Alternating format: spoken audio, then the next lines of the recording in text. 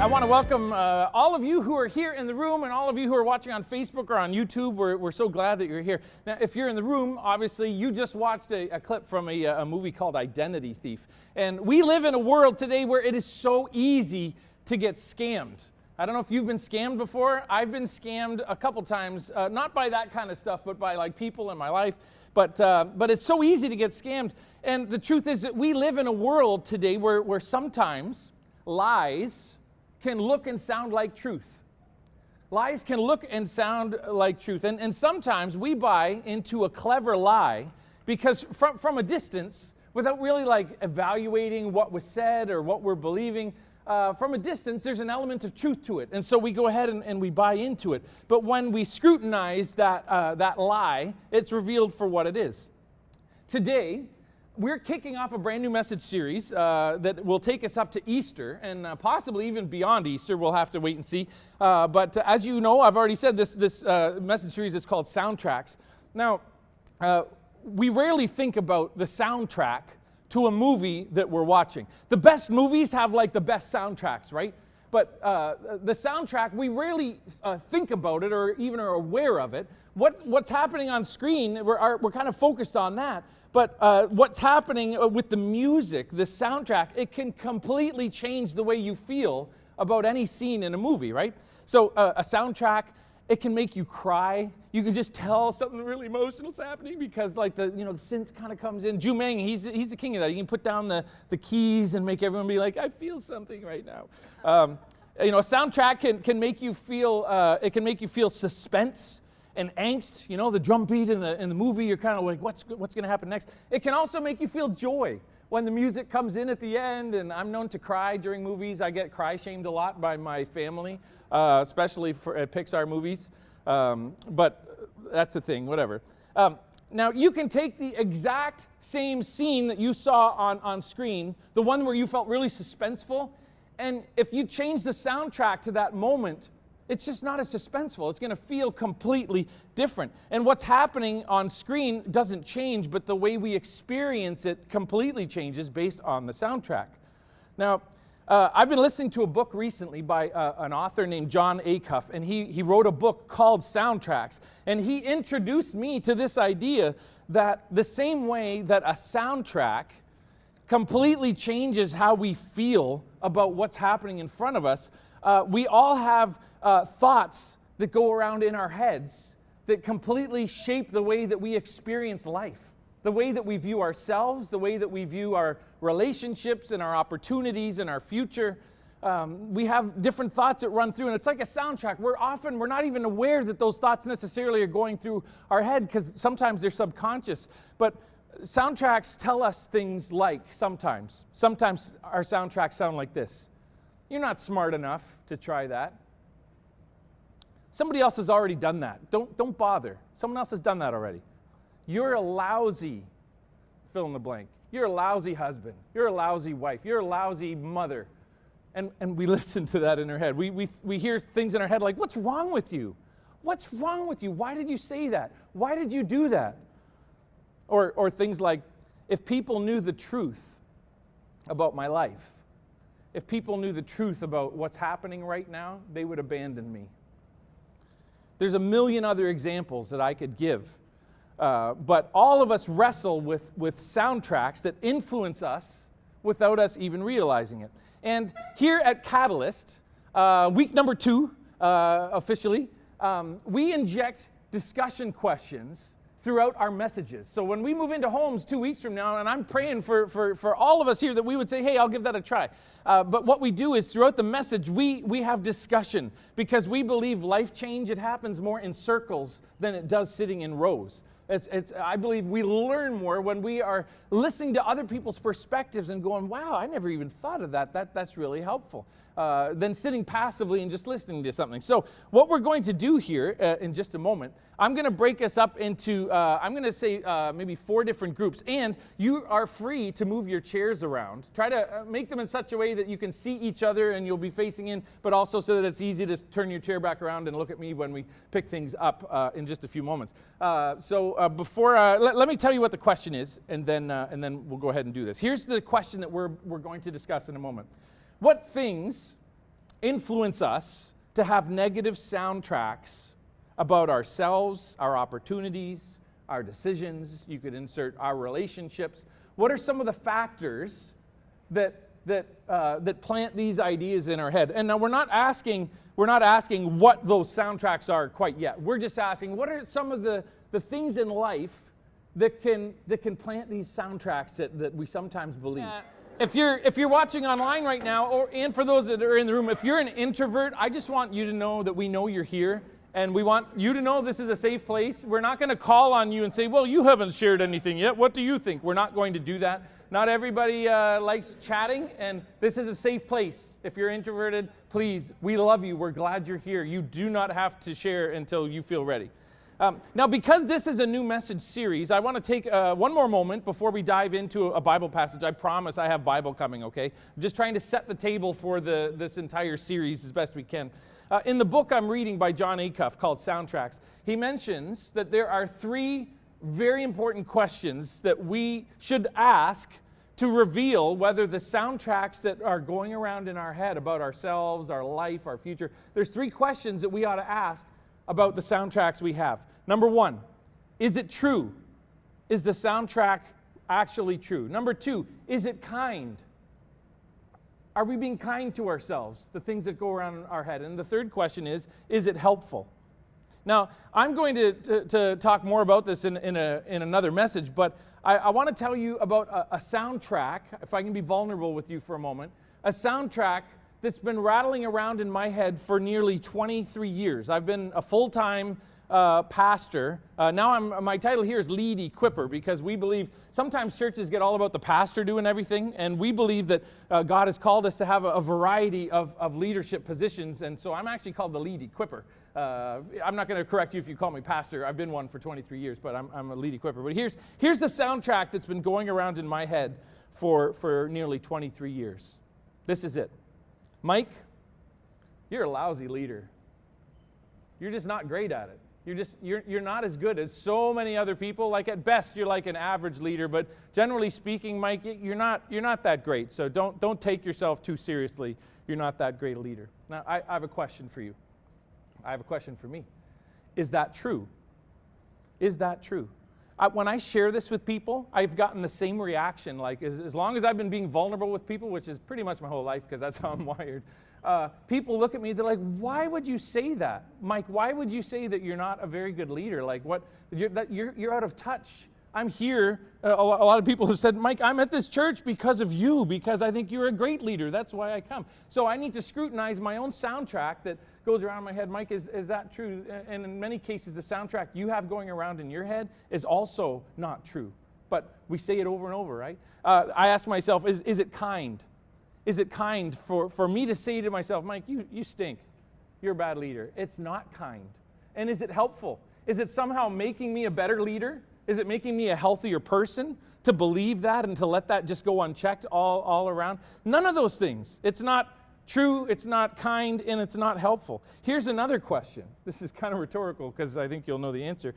What do you think I would do if I started getting bombarded like numerous times a day with text messages from somebody saying, hey, Mike, just a reminder, you're a bad leader. You suck.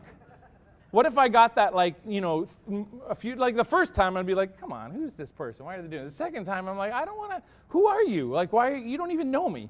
And I'd block them. I'd be like, that's not cool. I'm not going to let somebody, talk that way about me. But here's the question I need to ask. Why then, if I would block somebody who is telling me these negative things all the time, if I would block them, why do I let that go unchecked in my own mind, where I say, man, I'm a lousy father. I'm a lousy leader. I'm just, Mike, your list of things that you're horrible at is way longer than the things you're good at. You're not as good as everybody else. Why do I let that stuff go through my head? So here's one more general discussion question. I'm going to get you back into your groups here to talk about this before then we actually get to the Bible and we look at the first soundtrack in the series that I want to look at. Here's question number 2. What are some of the negative soundtracks people live with in their heads about themselves, their opportunities, their decisions, and their future?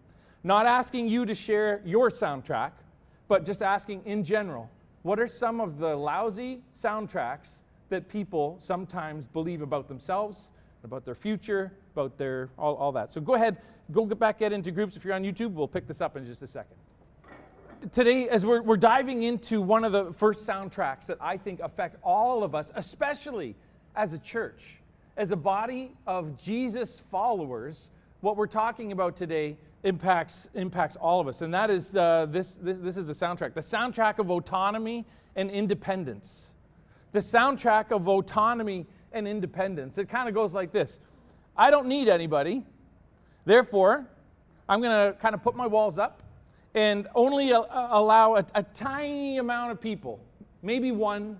I'll just let one person in on my life.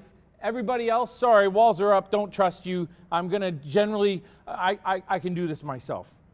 Now, perhaps we do that because we've been burned before. Maybe you got vulnerable with somebody and they used it against you. And you thought to yourself, well, gee, I learned that lesson. Why would I open up and give you access to my life if you're just going to twist it and hurt me like that? There's probably all kinds of different reasons why we would put the walls up, but generally speaking, we try to design a life without the risk of intimacy. And so what we end up doing is we observe. Instead of having actual friendships where we're like spending time together like on a regular basis, we observe our friends on social media. We'll have friends, but without any real intimate interaction, without ever being vulnerable with that friend about our pain and our doubt and our challenges and our hopes and our dreams and our fears. We just kind of keep it at a safe level. Since COVID, many of us are now able to work from home without the hassle of relationships at work, and also without accountability, really. We shop online, we bank online, we have friends online, and we watch sermons online. And in pursuing autonomy and independence, mental health experts out there, they readily see what we're doing to ourselves. Mental health experts, they say that we are intentionally pursuing a life that destroys our mental health and robs us of real joy and fulfillment, and we do it on purpose. Recent studies reveal that 1 in 3 people, they've expressed having needs in their life and yet no one to meet them. 1 in 3. Look around. I mean, there's a lot of people in here. 1 in 3 of us, if the statistics are right, 1 in 3 would say, I've got needs in my life and nobody to meet those needs. 1 in 3 have expressed having hurts to share and no one to listen to those hurts. 1 in 3 have expressed having love to give, but no one to give that love to.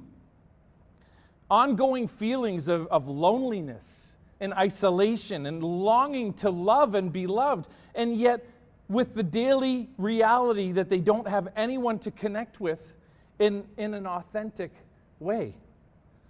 The fundamental difference, as we're going to see here in a moment, the fundamental difference between the early church and us today is that the first century believers in the book of Acts, they desperately needed each other, and they knew it. The first century believers desperately needed one another, and they knew it. But believers today, we desperately need each other, and we have forgotten it. Now, I promise, as I keep promising, we're going to get into the Bible here in a moment. Here's the last discussion question that I'd like us to discuss before I take us the way home and look at a number of passages. Here's discussion question 3. Why do you think our 21st century Canadian culture struggles so much in experiencing authentic community with others? And what factors contribute to us being so disconnected to one another? I attended 2 different Bible colleges as a part of my training. I started at Eastern Pentecostal Bible College in Peterborough, and then I transferred to Heritage Baptist College in Cambridge. I kind of consider myself a Baptist or a Pentabaptist or something like that. But I remember at Heritage, my preaching professor, his name was Jim Sienka, and I remember in his preaching class one day, he held up a copy of the Bible, and he says, "What is this book about?"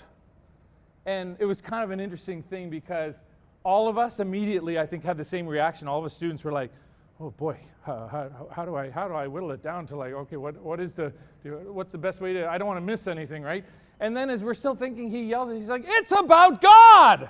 And we're like, oh yeah, the Bible, it's about God. God reveals himself as one God, yet three persons. God reveals himself as one God, but three persons. And in the very beginning, in Genesis 1:26, we read, it says, then God said, let us make mankind in our image, in our likeness, so that they may rule over the fish of the sea and the birds in the sky and over the livestock and over the wild animals and over the creatures that move along the ground. Now, sometimes when we read things, we kind of just skip on by. But why wouldn't God just say, I create, let myself, make mankind in my image? That's kind of how I think we think about God. But this is revealing from the very beginning, God has always been one God in three distinct persons. God the Father, God the Son, God the Holy Spirit, living in community within the Godhead. Now, listen, this is one of the great mysteries of the Bible. I think science, they say we just use a fraction of our brain power. Like we're running, I don't know what the percentage is, it's fairly low. Even if we were running at 100%, it's difficult to comprehend the vastness of God. That's why we call this a mystery. It's not a contradiction. The scriptures are not saying one God but three gods. The scriptures are saying one God, three persons, or as one of my favorite Bible teachers puts it, it's one what, but three whos. One what, but three whos. But here's the point of all this, is that God has fashioned you in his image. God has made you specifically. He created you for community and for relationships. And one other interesting thing about this is that after God in the Genesis account, after God created the sun and the moon and the earth and the waters and the sky and the animals, after making all of these things and God declaring them good, God then, he makes Adam, the first human. Yet in verse 18 of chapter 2, we read this, the Lord God said, it is not good for man to be alone. I will make a helper suitable for him.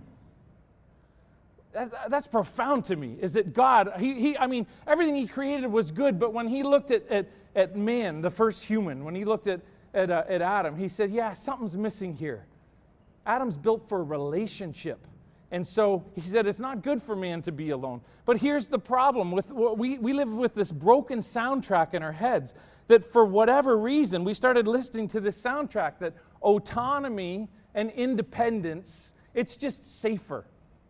Autonomy and independence. Instead of leaning in to community the way God has created us, we have gone ahead and kind of let our culture speak about this contract of, you know what, life is messy when I let people in. It's better just to kind of keep them at arm's reach. And we kind of think to ourselves, well, it has benefits, kind of putting the walls up, right? It helps keep crazy people out, right? I mean, there are crazy people out there. If you don't know one of the crazy people, I got some bad news for you. You might be them. There's crazy people everywhere. And the walls that we put up, it helps keep people out who might hurt us. Because once you've been hurt, you don't want to be hurt again. And so we build walls around us to protect us. Imagine, I wish I had the resources to start building a wall around me where I build brick by brick. I build this wall that is kind of surrounding me, because that's kind of a metaphor for how so many of us live our lives, is because of hurts or whatever the deal is, we build up these walls and we think to ourselves, great, I'm safe. I'm safe from harm. But there's a couple of very significant problems with the walls that we live with in our lives. The first is, I need nourishment. I need nourishment from outside. How is the food and water going to get in if I've got a wall there? I can't get the nourishment that I need to be healthy when I'm walled up like that. And here's the second thing, and forgive my language, but like, what am I supposed to do with all my crap? Literally. and figuratively. What am I supposed to do with that inside of this wall? Literally and figuratively, right? What am I supposed to do with that?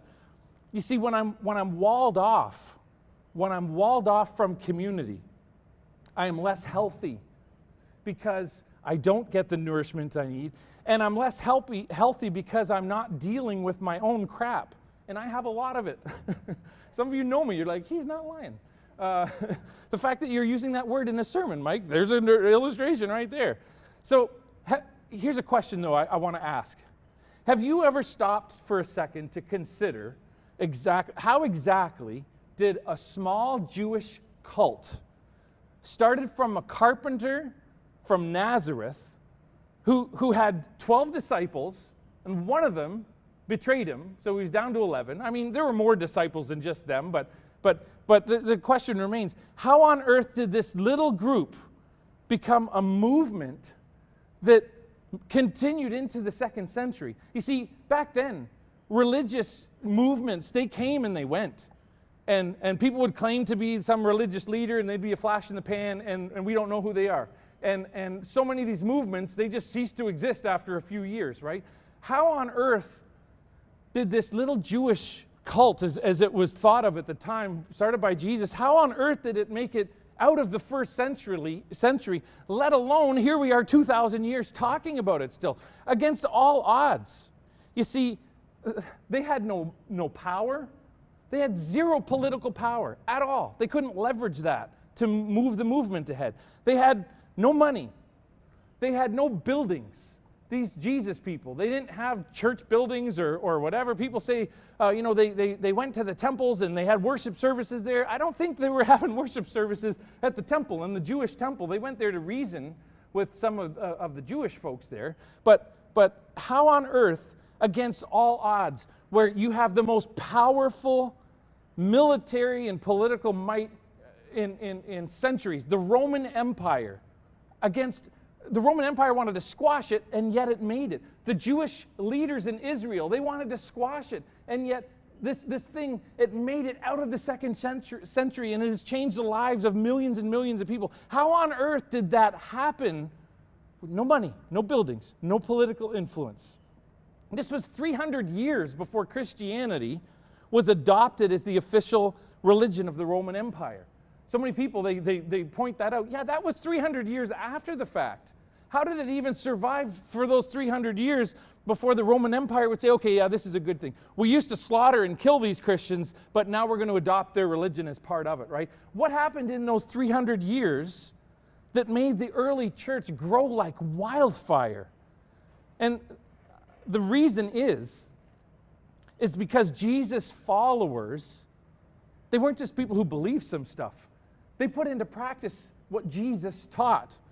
And last week, I shared my 2 favorite verses in the entire Bible, and I want to put them back up on the screen here for a second. Jesus said this in John 13:34 and 35. A new commandment I give you, love one another. As I have loved you, so you must love one another. By this, everyone will know that you are my disciples if you love one another. How did Jesus love his disciples? We looked at this last week if you missed it.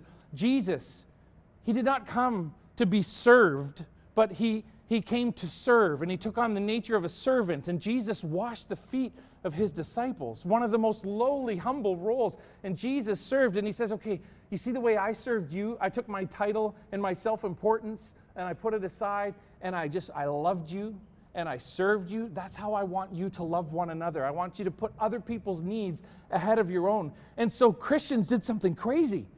They actually did that. Look what we see in Acts chapter 2, verses 42 to 47. It says, they devoted themselves to the apostles' teaching and to fellowship, to the breaking of bread and to prayer.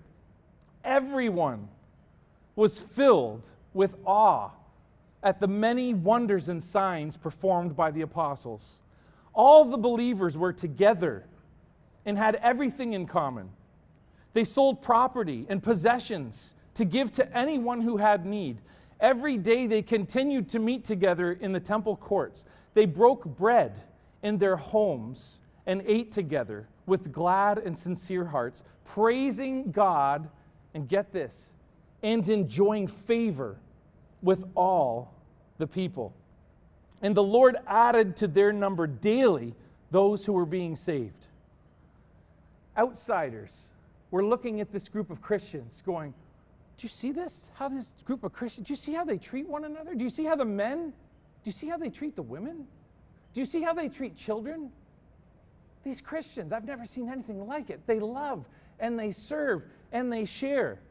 I was answering a questionnaire someone sent me recently about our church's views on stuff, and it asked something about, do you practice communism or something like that. It was an interesting question.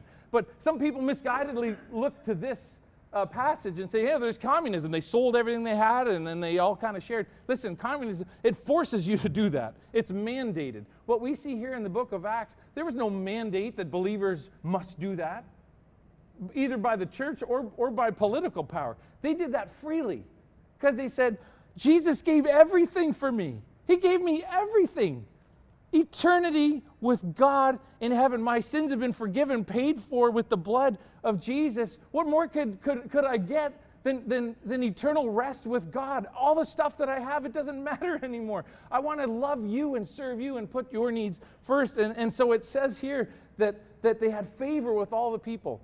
There's a decent chance that the people would look at that group of Christians and say, yeah, they have some kooky beliefs. They believe that like some guy rose from the dead. Like, come on, who believes that? But I tell you what, I may not believe what they believe, but gee, look at the way they love one another. Look, I wish I could hire more Christians like that to work for me because they're honest and they're fun and they're peaceful and they just serve. Man, I don't know if I believe what those Christians believe, but man, they've got my favor. I see the way that they love one another. And so the Lord added to their number daily those who were being saved. I want to repeat what I said earlier. The fundamental difference between the early church and believers today is that the first century believers desperately needed each other and they knew it. Believers today desperately need each other and they have forgotten it. You know, there's over 50 one another statements in the New Testament. One another statements. Love one another. Serve one another. Be kind to one another. I want to share just a few of my favorites of the one another statements. The first one here being wash one another's feet in John 13, verse 14. Wash one another's feet. I talked about this a bit last week, but how can I wash other people's feet if I'm so busy, if my view of following Jesus is just too busy to slow down and to have a meal with some other people and to ask questions. How are you doing? How can I pray for you? Not the hurried conversation I have at the back of the room and I'm kind of going, oh gee, I got to start putting the chairs away. But like legitimately, I'm looking at you and I care and you can see that I care and I want you to be known and I want you to know me. How can we wash one another's feet at a distance? We can't do that. Jesus said, wash one another's feet. He said, be devoted to one another in brotherly love. Accept one another then, just as Christ accepted you. Churches should be acceptance magnets where broken people show up and say, when I told the truth about who I am and what's going on out there, I got judged. But when I come here and I'm so afraid to tell you about who I am and what's going on in my life, I thought you were going to judge me or say, sorry, this place isn't for you. And you hugged me and you invited me in. We say, this is on our website, and I believe it's true in our church. Our church is a safe place for all people. And yet, at the same time, church embraces a message of Jesus, which is dangerous, which Jesus is going to call us, and he's going to say, hey, I love you. I died for you. No prerequisites. You don't have to change in order to accept my forgiveness for you. But Jesus says, come follow me. So it's both safe and dangerous. But churches ought to be a place where people who feel rejected elsewhere, they could come and they'll say, yeah, you know what? I feel loved by you. And maybe the church may or may not agree with everything, but we accept people as they are and we love them generously.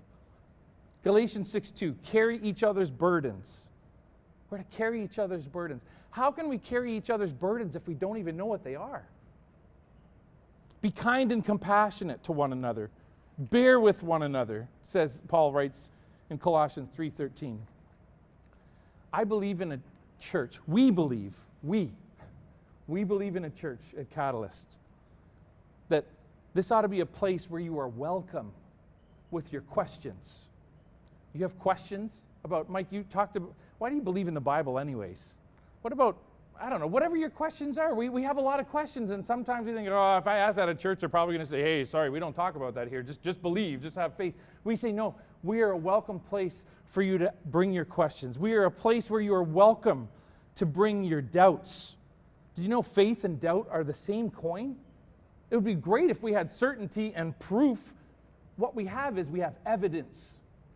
Every time I've looked into the evidence, I've been so reassured and so grateful that I don't have to check my brain at the door to believe in Jesus or to believe in the Bible. But I love that the church, we're a place where we say, hey, you can come. You can have doubts and come and let's talk, let's work through this together. We want to be a place where you are welcome with your hurts. You can bring your hurts. All of us have hurts. You can bring your addictions. A place where you are welcome with your baggage, because everybody else here, we're all broken too. And we might be broken in different ways from one another. But one thing we know is that when we gather together to follow Jesus together, not merely to believe in Jesus, but when we gather to follow Jesus, we find that our church, our catalyst groups can be a place of healing, a place of healing. This past Thursday, I was in Cambridge, actually. Tanya's dad, appreciate your prayers. He's been in the hospital the last few days with pneumonia. It's good that they know what it is, and he'll be out soon. But when I was in Cambridge, I received a text message, and my heart stopped for a second. Have you ever had one of those text messages where immediately fear engulfs your heart? And I was overwhelmed going, God, I need you right now. I need you to show up. I need some help. And I thought, who do I know? Who do I know that can help me with this situation? You know, there's a person in my Catalyst group. Now, our Catalyst, although we launched last week, you know, two different churches were our launch team for this, and we've been meeting together in homes for a little bit. But I was able to call on somebody from my Catalyst group who was able to help, and it meant the world to me that in my moment of need, someone was able to help. I want that for you. Our church, these kind of relationships don't happen by accident. It happens because even when you're going, gee, do I want to go to Catalyst group? No, I'm doing okay, and I'm busy. I got some other stuff to do. No, I don't think I'll go.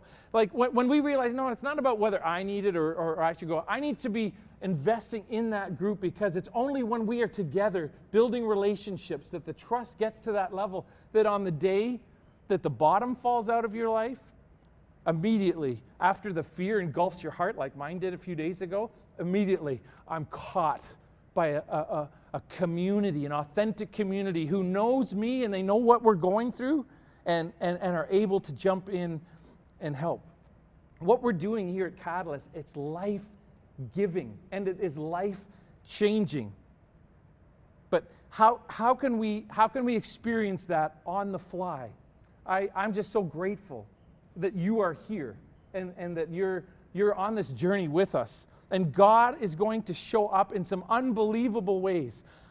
When we meet in Catalyst groups, one of the best things is the time that we have following the conversations and the message, and we have lunch together every single week. That's why we're about to have lunch here in just a few minutes. But it's in those casual conversations. There's no agenda. Maybe you talk about something real deep, maybe you don't. But it's in the repeated gathering and eating meals together and building community that these relationships are formed. And I'm just so excited for you, because God is going to show up in the conversations and what we're doing. He's going to show up as the bottom falls out occasionally. You're going to have an authentic community who is there to catch you. And can I tell you, you probably already know this. When someone calls you in their moment of need, how does that feel?